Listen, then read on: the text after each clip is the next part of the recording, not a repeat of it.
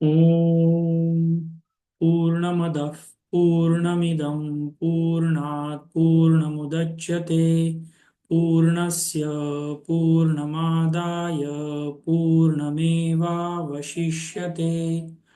ॐ शान्ति शान्ति शान्तिः।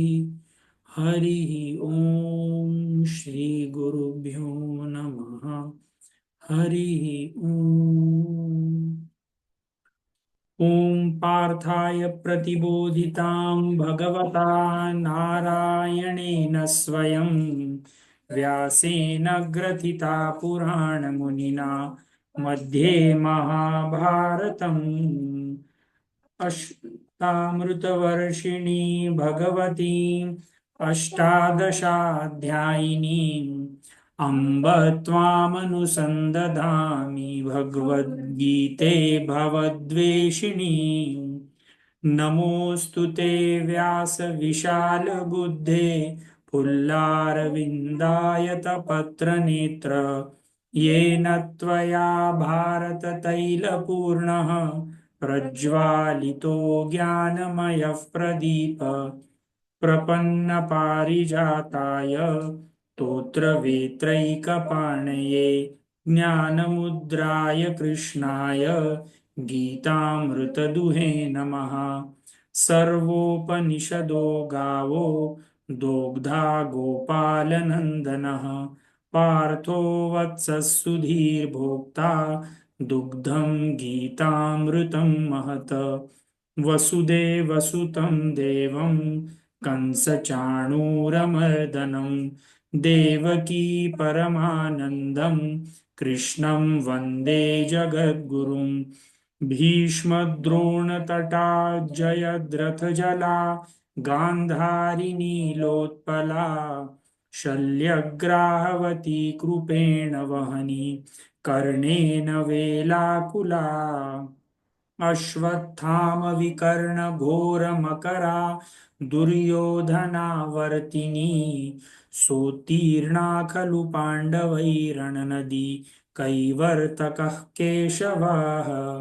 पाराशर्यवचः सरोजममलं गीतार्थगन्धोत्कटं नानाख्यानककेसरं हरिकथा सम्बोधनाबोधितम्।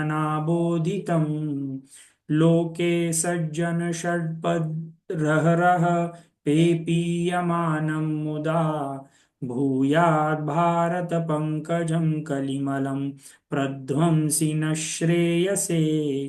मूकं करोति वाचालं पंगुं लङ्घयते गिरिं यत्कृपातमहं वन्दे परमानन्दमाधवम्। यं ब्रह्मा वरुणेन्द्र रुद्रमरुता स्तुन्वन्ति दिव्यैस्तवैः वेदैः साङ्गक्रमोपनिषदैः गायन्ति यं सामगाः। ध्यानावस्थिततद्गतेन मनसा पश्यन्ति यं योगिनो यस्यान्तं न विदुःसुरासुरगणा देवाय तस्मै नमः। तो लास्ट टाइम हम लोगों ने चैप्टर 2 स्टार्ट कर लिया था और चैप्टर 2 में पहले कुछ श्लोक में अर्जुन ने अपना दुख बताया और उसके बाद जिसको कई बार बहुत सारी किताबों में अर्जुन अर्जुन की डिजीज अर्जुनाज डिजीज बोलते हैं। और फिर भगवान कृष्ण ने उसका क्योर स्टार्ट किया, उसका इलाज स्टार्ट किया। तो अर्जुन ने पहले चैप्टर दूसरे चैप्टर के 10वें श्लोक में कहा था कि मैं तब तक युद्ध नहीं करूंगा जब तक आप मुझे पूरा ज्ञान नहीं देते।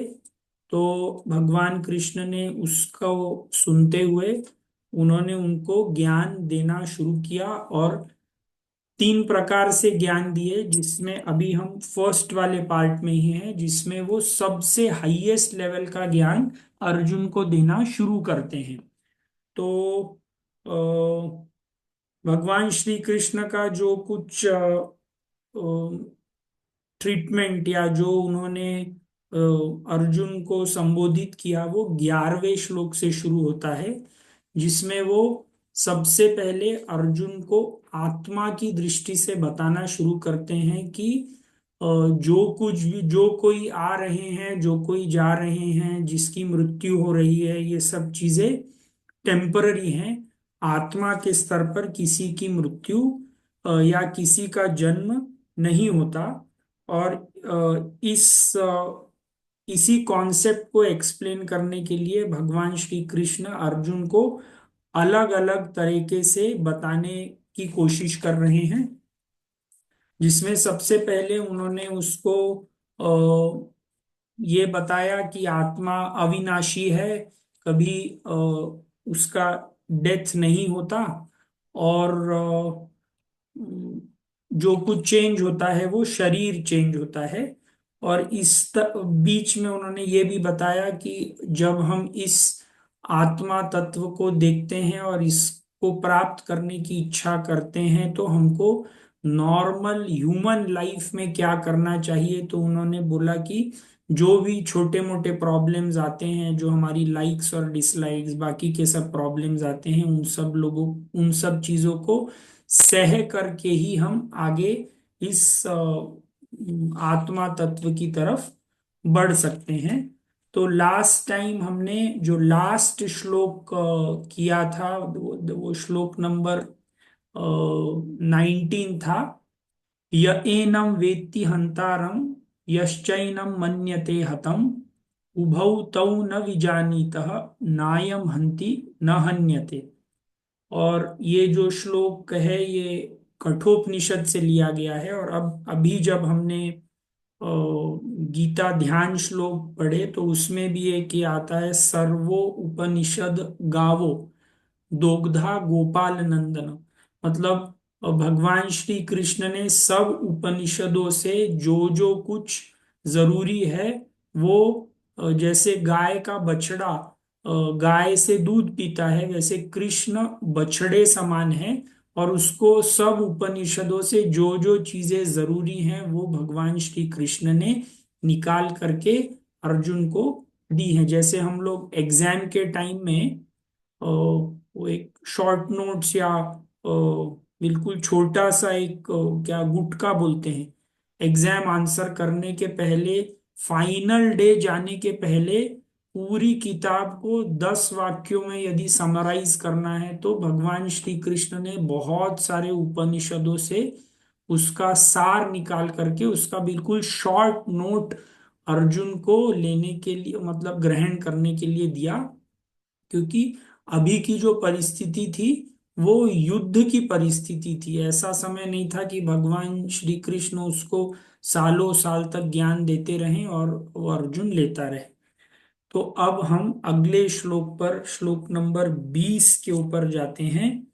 जिन जिन लोगों ने ये पहले के श्लोक नहीं सुने होंगे, वो हालांकि श्लोक नंबर 11 से लेकर के 25 तक, जहां तक आज हम कंप्लीट करने की कोशिश करेंगे, सिर्फ सेम कॉन्सेप्ट एक्सप्लेन किया जा रहा है कि आत्मा का कभी भी नाश हो नहीं सकता। जिसका नाश होता है वो सब इम्परमानेंट चीजें हैं। और अर्जुन को भगवान श्री कृष्ण बताना चाहते हैं कि तुम वो इम्परमानेंट चीज नहीं हो, तुम वो परमानेंट चीज हो। तो श्लोक नंबर 20।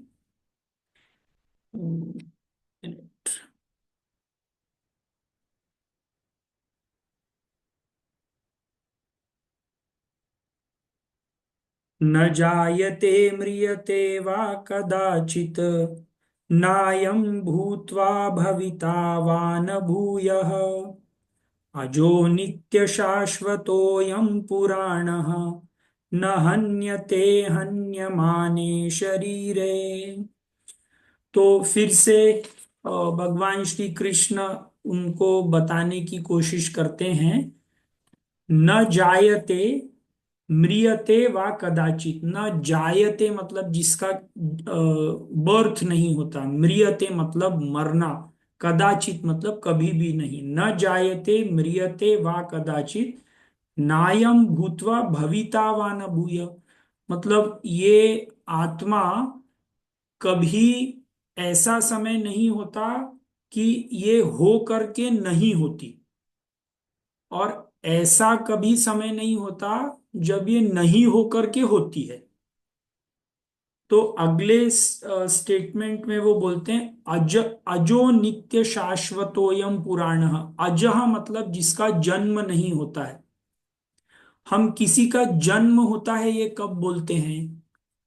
जब कोई, आपका जन्म कब हुआ? जब आप पहले नहीं थे और फिर हुए। आपकी अगर उम्र में भी 50-55 साल है, तो 50-55 साल के पहले आप नहीं थे, फिर आप हुए, और अभी कुछ सालों के बाद फिर से आप नहीं होंगे। मे बी 10 साल, 20 साल, 50 साल, 70 साल, 100 साल। तो वो भगवान श्री कृष्ण उसको बोलते हैं कि ये जो आत्मा है ये कभी इसका जन्म नहीं होता। कोई भी जो इस लिविंग वस्तु रहती है, जीवित वस्तु रहती है, उस पूरी जीवित वस्तु में लगभग 6 विकार होते हैं।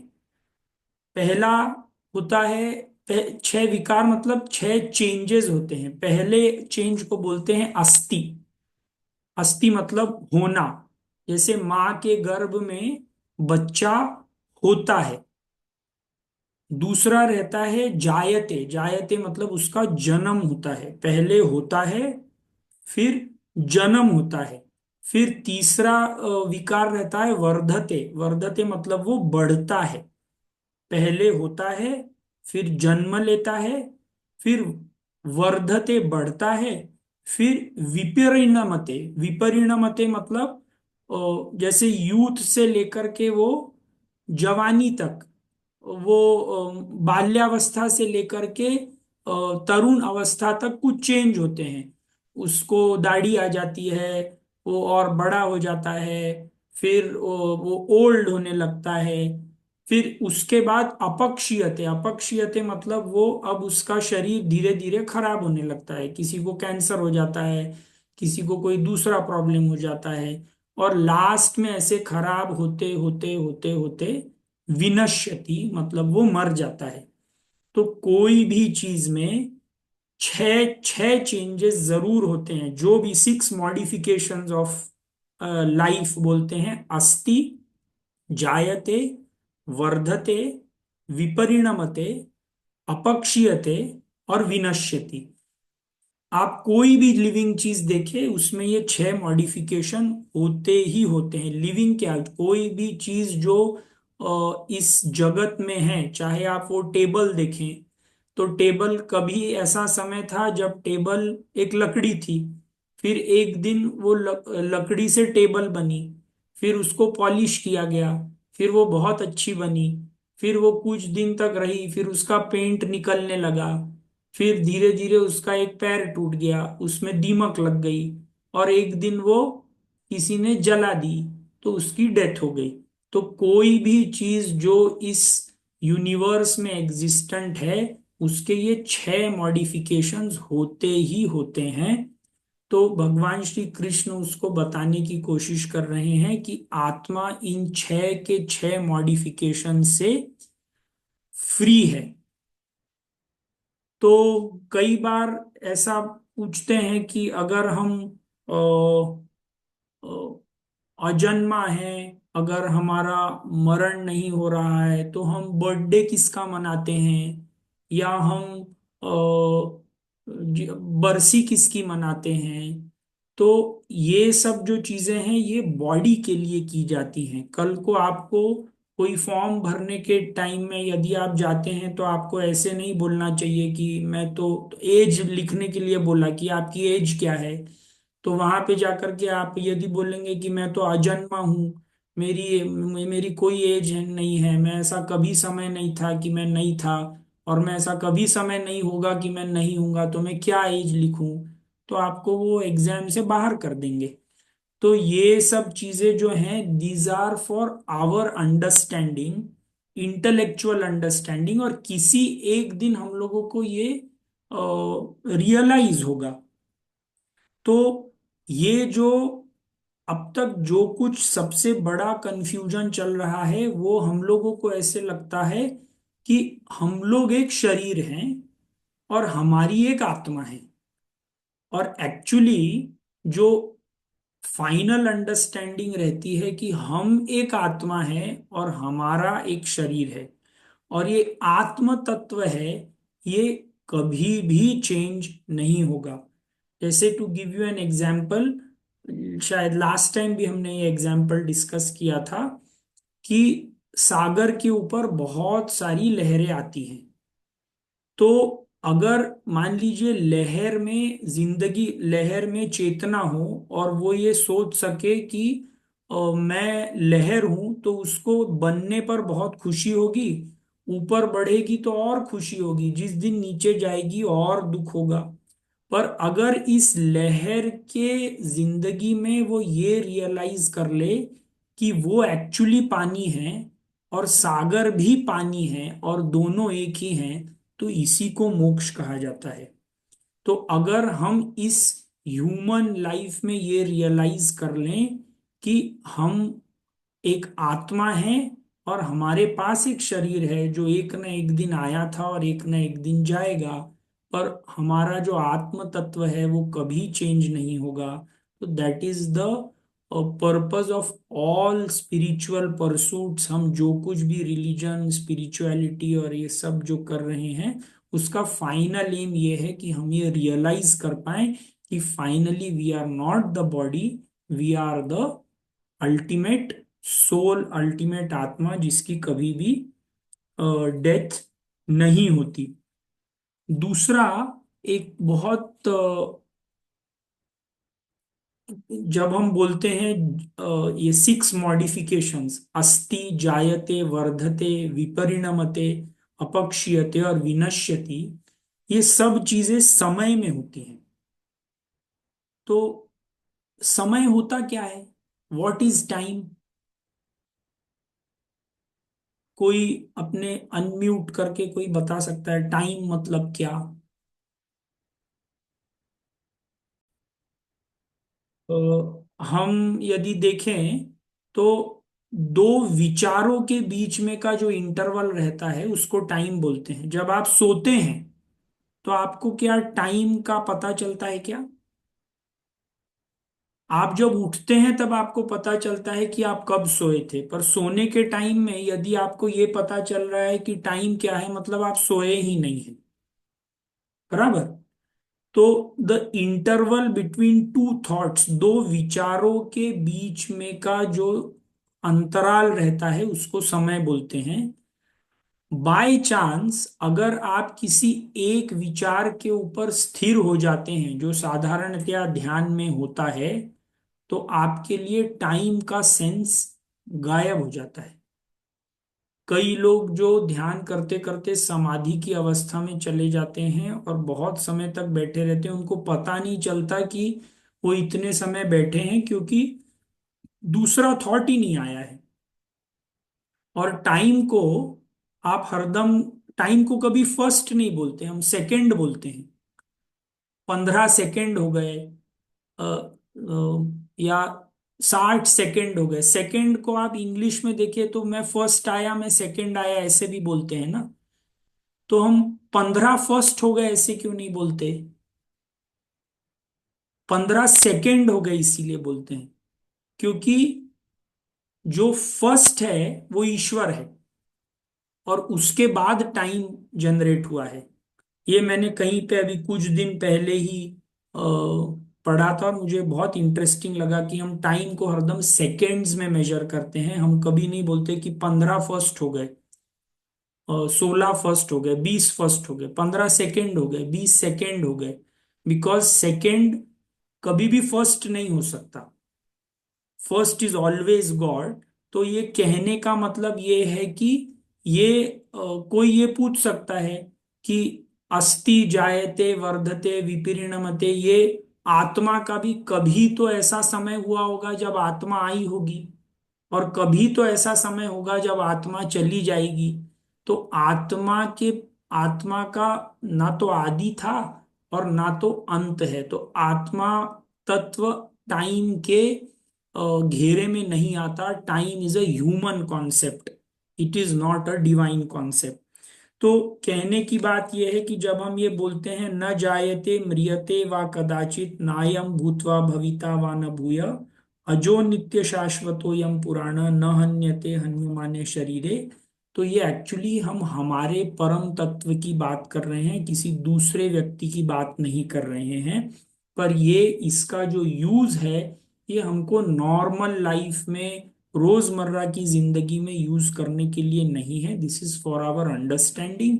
और कभी एक समय पर हमको ये समझ में आ जाएगा तो फिर हमको ये लाइफ और डेथ का जो भी सर्कल है इससे probably we will come out.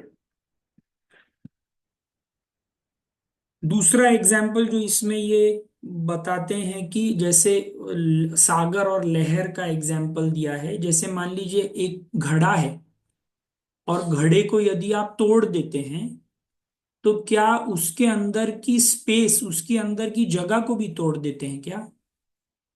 नहीं। तो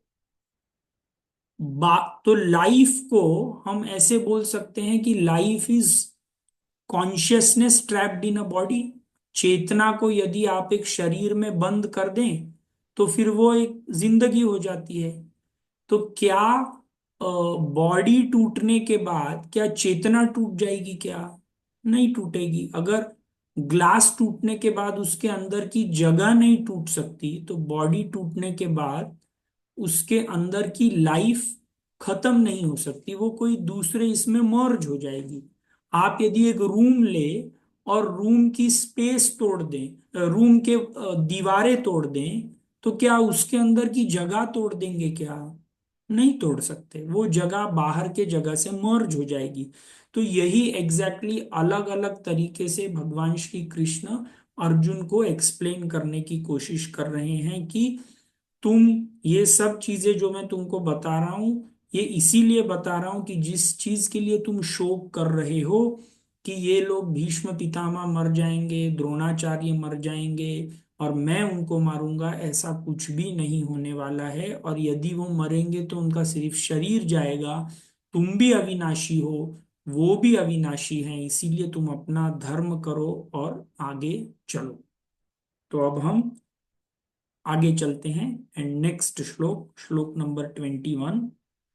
वेदा विनाशिनम नित्यम य एनम अजमव्ययम कथम स पुरुषः पार्थ कम घातयति हन्तिकम्।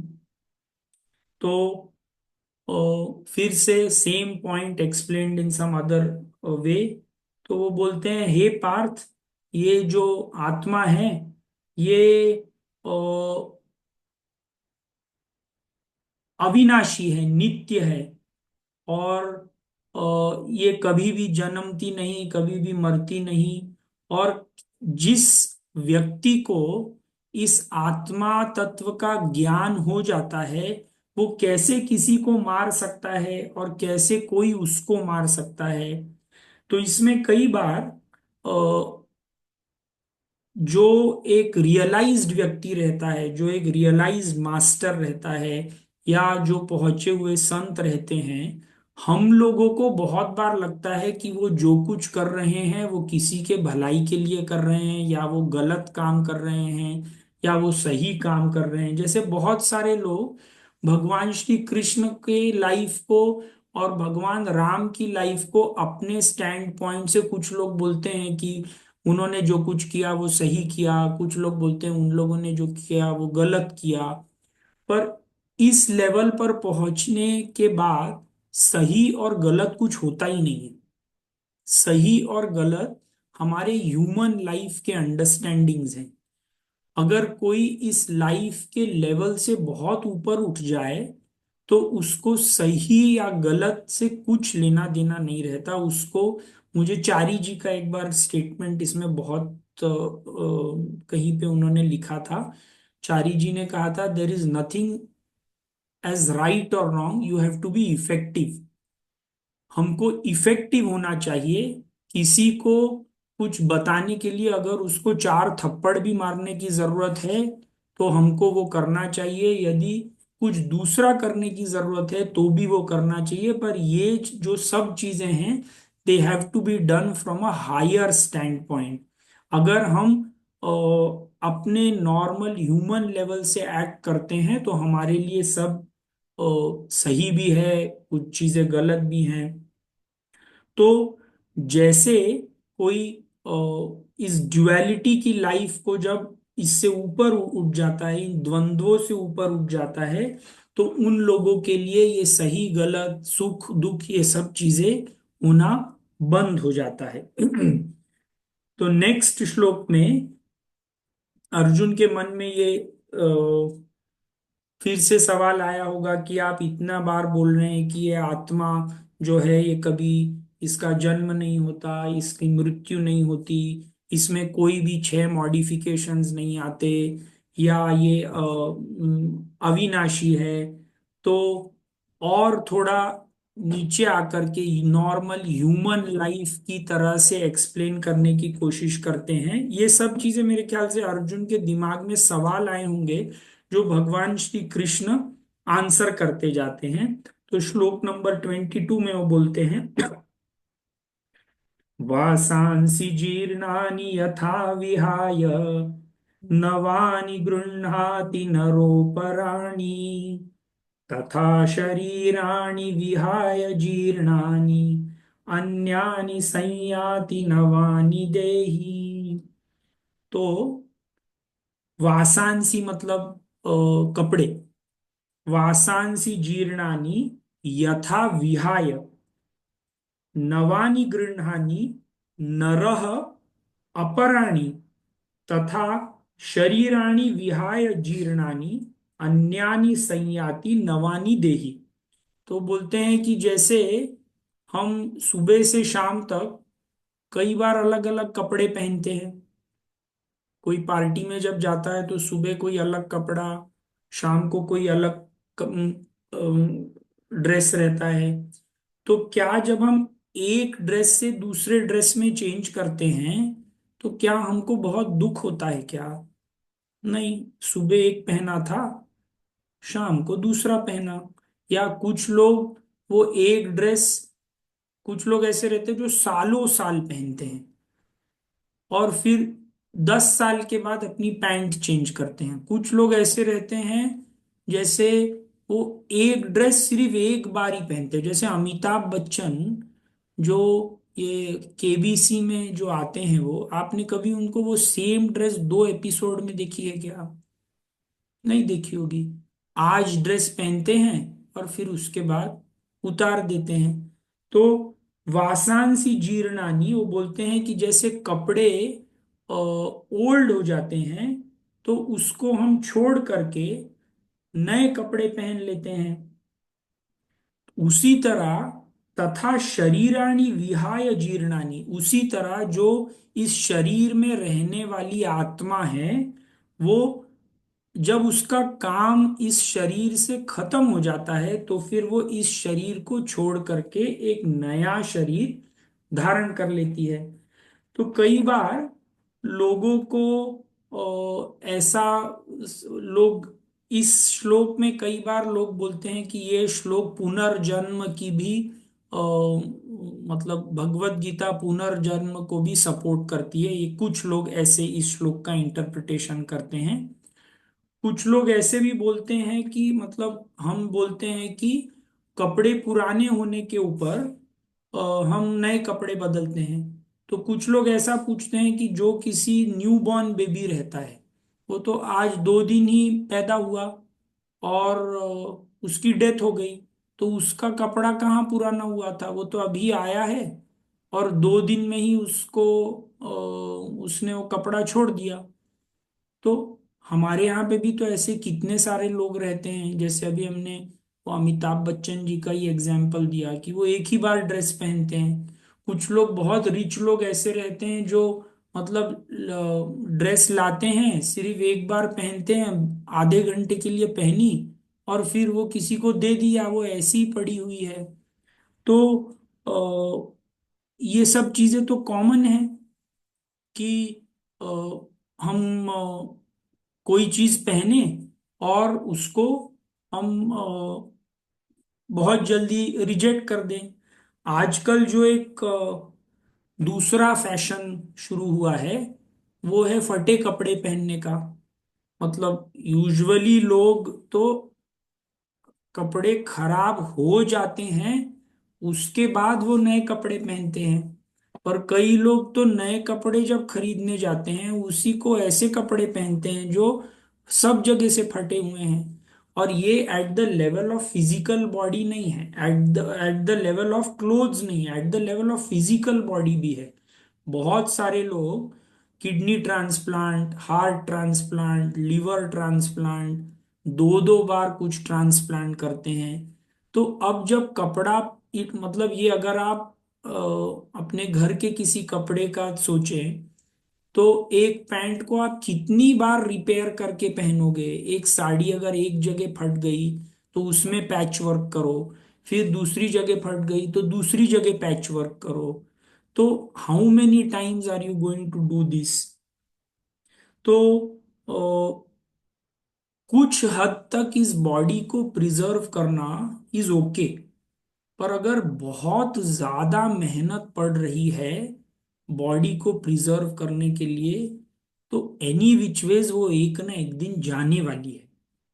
और तुम, कभी भी ऐसा समय नहीं था जो नहीं थे, कभी भी आगे ऐसा समय नहीं है जो नहीं होगे। तो उसी फटे कपड़े में क्यों रहना चाहते हो जब तुमको नए कपड़े का चॉइस मिलने वाला है। तो वाई डोंट यू, मतलब हम दिवाली में नए कपड़े लेने जाते हैं, तो क्यों नए कपड़े नहीं लेते, and why don't you enjoy, क्यों उस फटे कपड़े में ही रहना चाह रहे हो। तो अगेन, ये again from a lower stand point, पहले आत्मा बताया था, शायद अर्जुन को वो समझ में नहीं आया होगा। तो फिर उस उन्होंने ये बताया होगा कि देखो, तुम आज कौन से कपड़े पहने हो, कल कौन से कपड़े पहने थे, इसमें तुमको क्या दुख हो रहा है, क्या नहीं हो रहा है। तो ये जो भीष्म, द्रोण और ये सब लोग भी हैं, ये भी एक आत्मा है जिसने अलग अलग कपड़े पहने हुए हैं। हम और तुम सब एक हैं। तो क्यों, वाई इतना शोक क्यों करते हो। Move on in your work. ये पूरे सेकेंड चैप्टर का जो मेन थीम है, दैट हमको शोक और मोह, शोक मतलब दुख, मोह मतलब डिल्यूजन, दुख के कारण जो चीज नहीं है वो हमको जो दिख रही है वो नहीं होनी चाहिए, ये बताने की कोशिश कर रहे हैं। जो अब 23rd श्लोक है, ये बहुत फेमस श्लोक है, और शायद सब लोगों को ये पता होगा। जब भी किसी की पेपर में न्यूज आती है डेथ की, ये श्लोक वहां पे लिखा रहता है। और 99% लोगों को इसका मतलब नहीं पता होगा। तो एनीवे, ये श्लोक जब मैं पढ़ूंगा तो आप सब लोगों को ये मतलब 100% आता ही होगा, ऐसे कोई नहीं होगा जिसको नहीं आता। नैनं छिन्दन्ति शस्त्राणि, नैनं दहति पावकः, न चैनं क्लेदयन्त्यापः, न शोषयति मारुतः। तो फिर वो बोलते हैं, ये जो आत्मा है, इसको शस्त्र जो है वो छिंदित मतलब डिवाइड नहीं कर सकती। शस्त्र किसको काट सकता है, कौन चीज को शस्त्र काट सकता है, जिसका कोई फॉर्म हो। आप स्पेस को काट नहीं सकते। आप एटम बॉम्ब से अ, यूक्रेन को उड़ा सकते हो, यूक्रेन यूएसएसआर को उड़ा सकता है। पर एटम बॉम्ब से उड़ाने के बाद क्या आप स्पेस को उड़ा दोगे, क्या नहीं उड़ा सकते। तो कोई चीज को अ, काटने के लिए या मारने के लिए उसका कोई एक फॉर्म होना चाहिए। अगर कोई फॉर्म ही नहीं है तो शस्त्र उसको छेद नहीं कर सकते। नैनम दहति पावकः, तो अग्नि जो है वो उसको जला नहीं सकती। न चे न न च एनम क्लेदयन्ति आपः, न शोषयति मारुतः। हवा उसको सुखा नहीं सकता, और पानी उसको गीला नहीं कर सकता। अगेन सेम ही चीज को अलग अलग भाषा में एक्सप्लेन करने की कोशिश कर रहे हैं। मुझे लगता है कि जैसे हम नर्सरी क्लास के बच्चे को वो सेम ही चीज अलग अलग जगह से बताने की कोशिश करते हैं, तो इस चैप्टर में there is one very important thing जो हम और भी सीखते हैं। भगवान कृष्ण ने इस शोक और मोह को अर्जुन को एक्सप्लेन करने के लिए कितने अलग अलग एंगल यूज किए हैं। Same concept explained from the very high concept, फिर उससे कुछ लोअर, फिर डेली लाइफ के एग्जाम्पल्स लेकर के। तो जब हमारे लाइफ में जब कोई प्रॉब्लम आता है, तो हमको सिर्फ एक व्यू से उस प्रॉब्लम को सॉल्व नहीं करना चाहिए। हो सकता है एक व्यू से अपने को लग रहा है कि इसका सॉल्यूशन कुछ एक है, पर हो सकता है दूसरे व्यू से हम उसको किसी दूसरे एंगल से देखें, किसी दूसरे की नजर से देखें, तो हो सकता है हमको सेम प्रॉब्लम का कोई दूसरा सॉल्यूशन भी मिल सकता है। तो भगवान श्री कृष्ण अर्जुन को अलग अलग तरीके से ये एक्सप्लेन करने की कोशिश कर रहे हैं कि अगर तुमको ऐसे लगता है कि ठीक है, आत्मा मर जाती है, और अगर तुम ये विश्वास करते हो, ये अगले श्लोक में आएगा, अगले से अगले श्लोक में, अगर ठीक है तुमको ये कॉन्सेप्ट नहीं समझ में आता कि आत्मा अविनाशी है या ऐसे है, तो ठीक है, अब तुम इस कॉन्सेप्ट से देखो। इस कॉन्सेप्ट से भी तुमको शोक और मोह करने की कोई जरूरत नहीं है। तो अलग अलग लेवल से वन थिंग जो हमको इस चैप्टर से 100% सीखनी चाहिए कि शोक और मोह की कोई लाइफ में जगह ही नहीं है। और शोक और मोह का सिर्फ एक कारण है कि हमको प्रॉपर नॉलेज नहीं है उस चीज का। जैसे पुरातन काल में लोग बिजली को, जब बिजली गरजती थी, तो लोग उससे डर करके बोलते थे कि भगवान हमसे गुस्सा हो गए हैं और हमको किसी की बलि देनी पड़ेगी। पर जैसे जैसे साइंस बढ़ते गई, तो इन लोगों को पता चला कि बिजली जो आती है वो एक इलेक्ट्रिकल फेनोमेना है। जब पॉजिटिव और नेगेटिव एक दूसरे से टकराते हैं तो बिजली आती है। तो जैसे नॉलेज बढ़ा, वैसे हम लोगों का डर चला गया। जब नॉलेज नहीं था तो हमको ऐसे लगता था कि भगवान हमसे गुस्सा हो गए हैं, और गुस्सा हो गए हैं इसीलिए हमको ये सैक्रिफाइस करना है, वो सैक्रिफाइस करना है। बट जब नॉलेज बढ़ा तो ये चीजें बंद हो गई। तो नेक्स्ट श्लोक में भी same concept explained in a different way. श्लोक नंबर 24। एक मिनट। अच्छेद्योऽयमदाह्योऽयम् अक्लेद्यो शोष्य एव च नित्यः सर्वगतस्थाणुः अचलोऽयं सनातनः। तो फिर से वो बोलते हैं कि ये आत्मा अछेद्य है। अछेद्य मतलब इसमें छेद नहीं, इसको काटा नहीं जा सकता, अछेद्य है। अदाह्य है,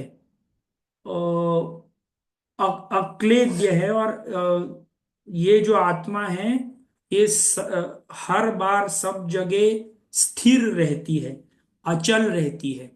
तो जब ये सर्वगतः, स्थाणु और अचल बोलते हैं। अचल मतलब जो एक जगह स्थाणु मतलब एक जगह पर स्थिर, और अचल मतलब जो मूव नहीं होता।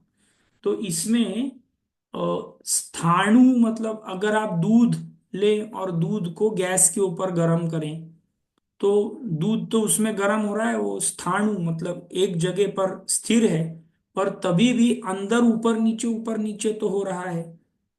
तो इसमें ये बताना चाह रहे हैं कि वो एक जगह पर भी है और वो अचल भी है। अचल मतलब it does not move at all. और सनातन है। सनातन मतलब ऐसा कभी समय नहीं था कि वो नहीं था, आगे भी कभी समय नहीं है होगा जब वो नहीं होगा। तो अ,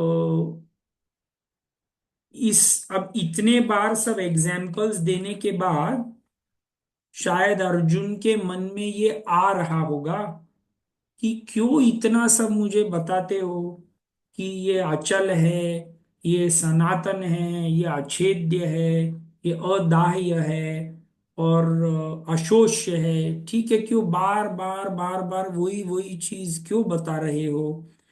वाई इतना सब क्यों? तो इसका आंसर नेक्स्ट श्लोक में आता है। नेक्स्ट श्लोक, श्लोक नंबर 25। अव्यक्तोऽयमचिन्त्योऽयम् अविकार अविकार्योऽयमुच्यते तस्मादेवं विदित्वैनं नानुशोचितुमर्हसि। तो अब वो बोलते हैं कि ये सब तो मैं तुमको इसीलिए बता रहा हूं, नानु शोचितुम अर्हसि, तुम शोक मत करो। इतना सब तुमको बता रहा हूं कि ये अच्छेद्य है, ये अक्लेद्य है। इसमें कोई तीसरी चीजों के बारे में नहीं बता रहा हूं, मैं तुम्हारे बारे में बता रहा हूं और भीष्म के बारे में बता रहा हूं और द्रोण के बारे में बता रहा हूं। ये सब लोग सनातन लोग हैं, तुम भी सनातन हो। तो जब तुमको तुम्हारा जो धर्म है कि तुम इनको अभी मारो, तो उठो और मारो। तो फिर से वो बोलते हैं कि अ,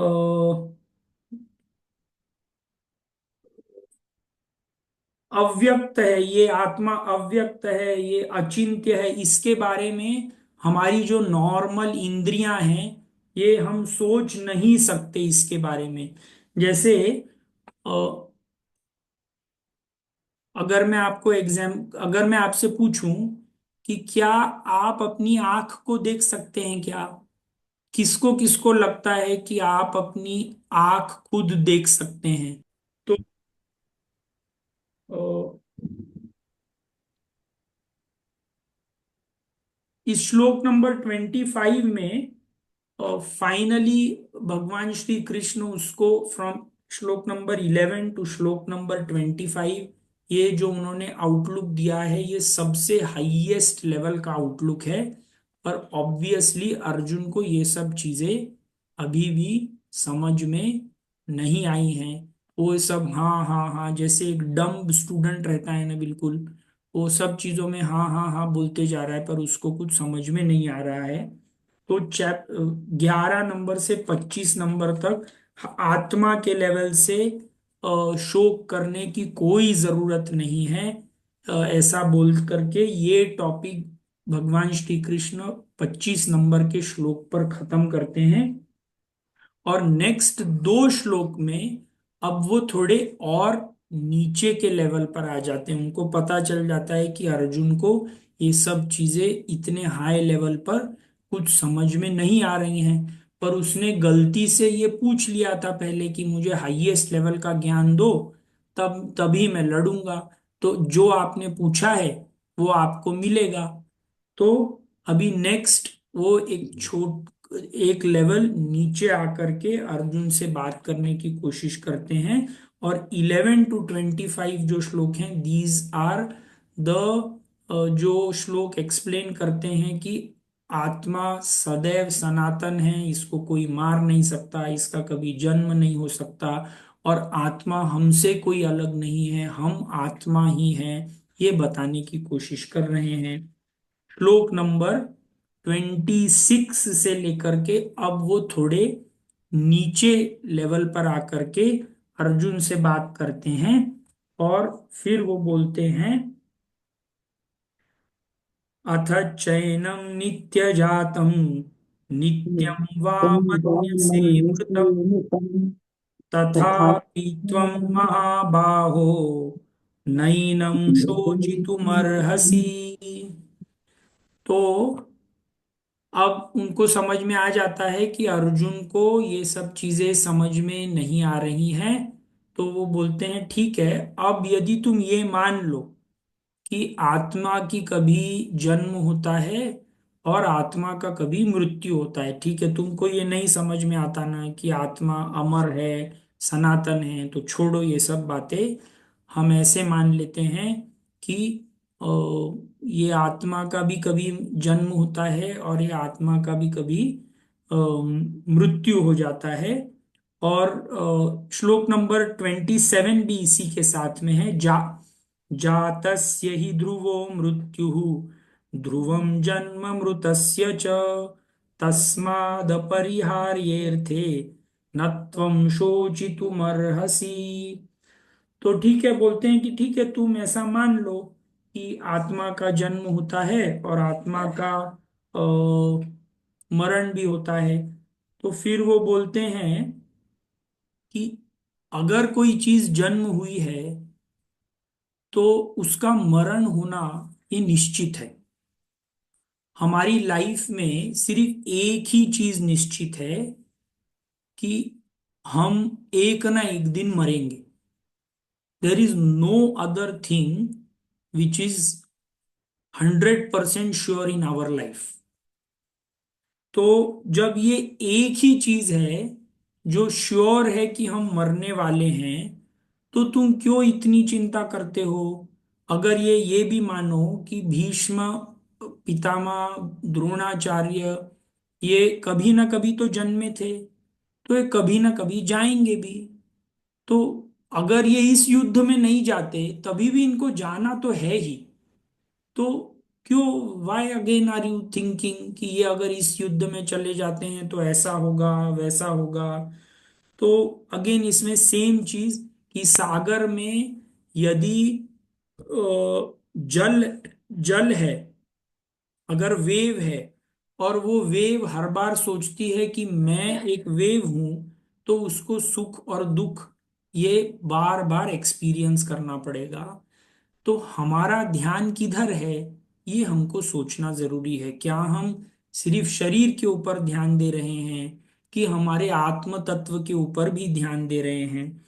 और इतना सब सुन करके भी अगर हम लोगों को ऐसे नहीं लगता कि इस आत्म तत्व के बारे में जानने की जरूरत है, तो इट इज वेरी स्ट्रेंज। मतलब एक ऐसी चीज जिसको जानने से हमारे सब शोक जा सकते हैं, इट इज वेरी सरप्राइजिंग कि किसी को इसको जानने में इंटरेस्ट कैसे नहीं होता। सब लोग क्यों सिर्फ 24 घंटा इस शरीर और शरीर से जुड़े हुए चीजों में ही काम करते रहते हैं? तो इसीलिए वो बोलते हैं कि जिसका जन्म है, हे अर्जुन तुम इतने महाबाहो हो, इतने बड़े योद्धा हो, तो ये तो तुमको पता होना चाहिए कि जिसका जन्म हुआ है उसका कभी ना कभी मृत्यु होगा। ये अपरिहार्य है उसका मृत्यु होना। तो इसीलिए इस स्तर से तुम शोक मत करो, क्योंकि जो आया है वो निश्चित रूप से जाएगा ही। तो नेक्स्ट भी कुछ श्लोक, नेक्स्ट वाला श्लोक भी इसी के बारे में है। अव्यक्तादीनि भूतानि व्यक्तमध्यानि भारत अव्यक्तानि निधयान ये क्या है? अव्यक्तानिधनान्येव 28 ना, हाँ। अव्यक्तादीनि भूतानि व्यक्तमध्यानि भारत अव्यक्त निधनान्येव तत्र का परिदेवना। तो अव्यक्तादीनि भूतानि व्यक्त मध्यानि भारत अव्यक्त निधनानि एव तत्र का परिवेदना। अव्यक्तादीनि मतलब ये जो भूतानी, मतलब ये जो सब लोग हैं, ये कभी ना कभी अव्यक्त थे। जैसे आपके जन्म के पहले आप अव्यक्त थे। अव्यक्त मीन्स अनमैनिफेस्टेड। बीच में आपके मैनिफेस्टेशन हो गए, और जब मैनिफेस्ट आप हुए, पहले अस्थि, फिर जायते, फिर जन्म हुआ, और फिर आप ये 6 मॉडिफिकेशंस में चल रहे हो। और मे बी और 10 15 20 साल के बाद आप फिर से नहीं होगे।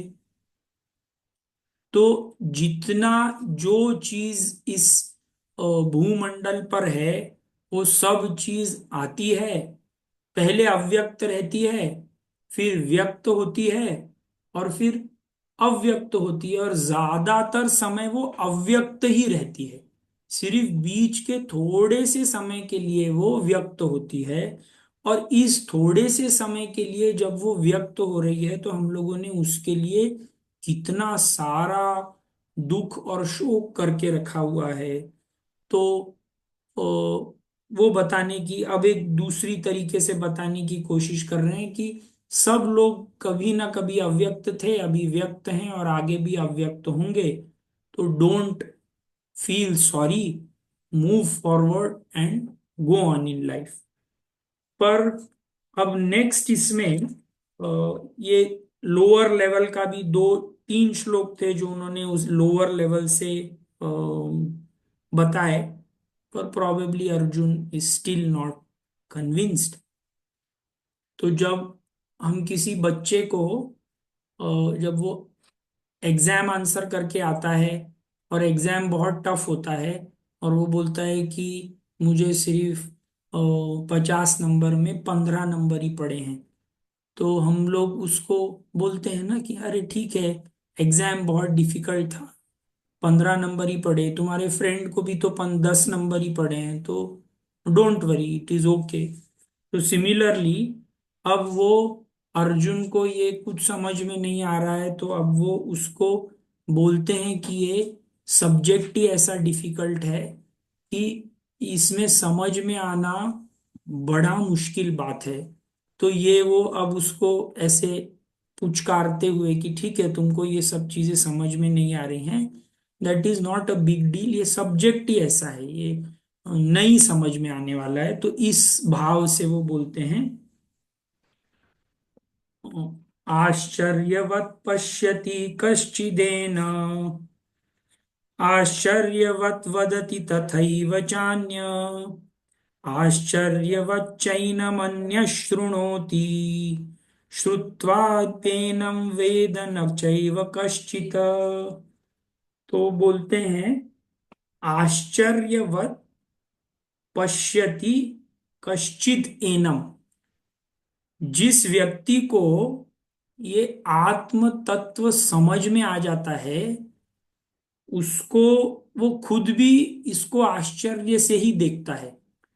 मतलब समझने के बाद भी उसको बड़ा आश्चर्य होता है कि ये मुझे समझ में कैसे आ गया। मैं इसके बारे में, मतलब ऑल्दो ये 5 सेंसेस के ऊपर की चीज है, पर तभी भी मुझे मेरे 5 सेंसेस के ऊपर की चीज मुझे 5 सेंसेस से ही समझ में आ गई। फिर दूसरा बोलते हैं, आश्चर्यवत वदति तथैव, कुछ लोग इस आत्म तत्व के बारे में बहुत आश्चर्य से बात करते हैं। जैसे जब आपको बोला जाता है कि कोई चीज, किसी का जन्म नहीं हुआ, वो कभी मतलब चेंज भी नहीं होगी, किसी का मृत्यु, उसका मृत्यु ही नहीं होता, तो आपको एक ऐसे आश्चर्य नहीं हो जाता कि क्या किस चीज के बारे में बात कर रहे हैं, कि जिसका कभी जन्म नहीं है, और वो ये भी बोलते हैं कि ये तुम ही हो। मतलब ये भी आश्चर्य है कि हम जिस चीज के कारण एग्जिस्ट कर रहे हैं, उस सेम चीज को हम नहीं जानते। तो इस आत्म तत्व के बारे में सब चीजें बहुत ही आश्चर्यचकित करने वाली हैं। तो संस्कृत में जो ये आश्चर्य है, कोई भी चीज जब हम, जैसे आप मान लीजिए एक मैजिक शो में जाते हैं और आपको वहां पे वो एक कबूतर दिखाता है, और वो 2 मिनट में कबूतर गायब हो जाता है, तो आपके मन में ऐसे, मतलब मुंह से ऐसे निकलता है ना, आह, अरे ये कैसे हो गया, वो मतलब व्हाट अ वंडर, कैसे हो गया। तो आश्चर्य जो शब्द है, संस्कृत में ऐसे आए कि जिस चीज को देखने से आपके मुंह से आह निकलता है वो आश्चर्य। तो जो व्यक्ति इस चीज को, आत्मा तत्व को समझ लेता है, वो आश्चर्य, मतलब वो व्यक्ति ही आश्चर्य वाला है। और वो जो वो आश्चर्य के साथ इस आत्म तत्व के बारे में बात करता है। कुछ लोग बहुत ही आश्चर्यचकित होकर के इस आत्म तत्व के बारे में सुनते हैं, पर ये सब होने के बाद बहुत कम लोग हैं जो इसको एक्चुअली समझ पाते हैं। श्रुत्वापेनम वेद न चैव कश्चित, बहुत कम लोग हैं जो इसको मतलब एक्चुअली समझ पाते हैं। जिनको लगता भी है कि वो समझ गए हैं, वो किसी स्टेज पर ऐसे बोलते हैं कि हम इसको समझ नहीं पाए हैं। तो ये आत्म तत्व इतना इतना वंडर, इतना आश्चर्यचकित करने वाला है कि एक तो ये हम हैं, और हम इसको हर दिन यूज कर रहे हैं और हम इसको जानते नहीं, ये भी एक आश्चर्य की बात है। और जो लोग इस आत्म तत्व को इतना आश्चर्यचकित करने वाली चीज है, तभी भी इसको एक्सप्लोर करने की भी इच्छा नहीं रखते, ये भी एक आश्चर्य है। तो इस टॉपिक पर मतलब ये अब 27 28 पर वो लोअर आउटलुक भी खत्म हो गया, और इस श्लोक में अर्जुन को वो थोड़ा सा सांत्वना देने की कोशिश कर रहे हैं कि ये इतना डिफिकल्ट टॉपिक है, तो तुमको यदि इसमें से कुछ भी समझ में नहीं आया है, डोंट वरी, क्योंकि ये बताना मुश्किल है, समझाना मुश्किल है, जो समझता है उसको बताना मुश्किल है, जो नहीं समझता वो क्यों नहीं समझा ये भी एक आश्चर्य की बात है। तो ये पूरा टॉपिक बहुत ही आश्चर्य करने वाला टॉपिक है। तो आज हम इस आश्चर्य करने वाले टॉपिक के साथ आज का क्लास खत्म करते हैं। 22 20 हो गए हैं, तो शांति पाठ। क्यों, कौन सा शांति पाठ करना है?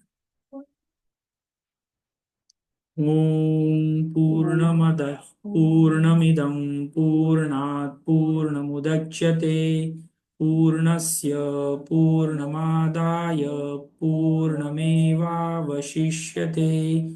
ॐ शान्ति शान्ति शान्तिः। हरि ओम, श्री गुरुभ्यो नमः। हरि